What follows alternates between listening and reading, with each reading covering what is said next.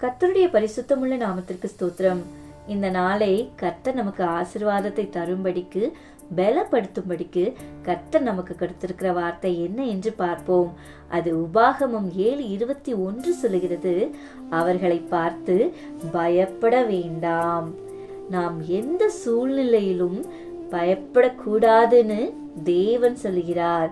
அவர் நமக்கு பயமுள்ள ஆவியை கொடுக்கவில்லை என்று வேதம் தெளிவாய் அழகாய் சொல்லுகிறது. இன்றைக்கு இந்த வார்த்தையை கேட்கிற நீங்கள் ஏதோ ஒரு பயத்தில் நீங்கள் சிக்கப்பட்டு உட்கார்ந்து கொண்டிருக்கலாம். பயம் என்று சொல்லும் பொழுது பயத்தின் ஆவி. அவர்களை பார்த்து பயப்பட வேண்டாம். நம்மை விட ஞானத்தில் அதிகமானவர்கள் ஒருவேளை நமக்கு முன்பாக நிற்கலாம். பலம் படைத்தவர்களாக இருக்கலாம், அதிகாரத்தில் உட்பட்டவர்களாக இருக்கலாம், ஒருவேளை காரணம் இல்லாமல் நம்மை பகைக்கிறவர்களாக இருக்கலாம். நமக்கு பிரச்சனை உண்டு பண்ணுகிற ஜனங்கள் நமக்கு விரோதமாய் வரலாம்.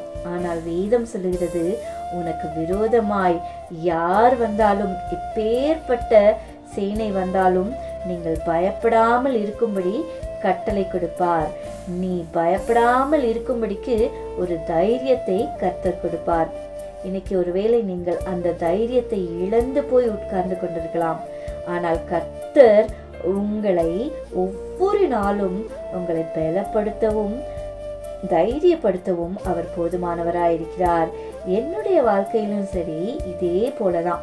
எந்த காரியம் செஞ்சாலும் யாரையாவது ஒருவரை சார்ந்துதான் செய்வது என்னுடைய வழக்கம். காரணம் என்ன? தன்னிச்சையா செய்யறதுக்கு ஒரு பயம், தனியா போறதுக்கு ஒரு பயம், தனியா ஒரு காரியத்தை எடுத்து செய்யறதுக்கு ஒரு பயம், என்ன அறியாத ஒரு பயம், தயக்கம் எனக்குள்ளாக இருக்கிறபடியினால் அநேக காரியத்துல நான் ஒதுங்கி ஒதுங்கி போன நேரங்கள் உண்டு.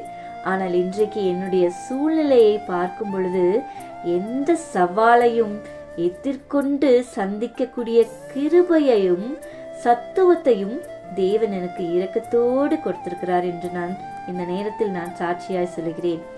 அநேக காரியங்களில் பயம், எதற்கெடுத்தாலும் பயம். யாரையாவது சார்ந்துதான் என் வாழ்க்கையை ஓட்டுவேன். கடைக்கு போகணுன்னா கூட யாராவது வந்தே ஆகணும்.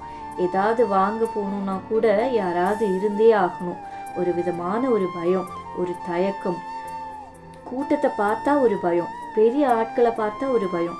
இப்படி ஒதுங்கி இருந்த எனக்கு கர்த்தர் அந்த பயத்திலிருந்து ஒரு விடுதலையை கொடுத்தார்.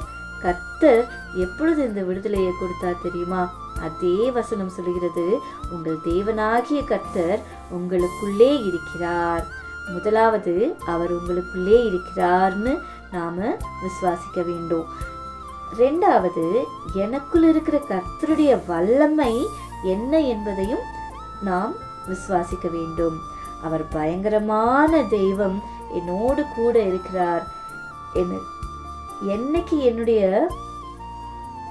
இதயத்துல இந்த வார்த்தை அசைத்ததோ அன்றிலிருந்து இன்று வரை சொல்கிறேன், எதையும் எதிர்கொள்ளவும் யாரையும் சந்திக்கவும் தைரியத்தோடு நடக்க கர்த்தர் எனக்கு கிருபை பாராட்டி இருக்கிறார்.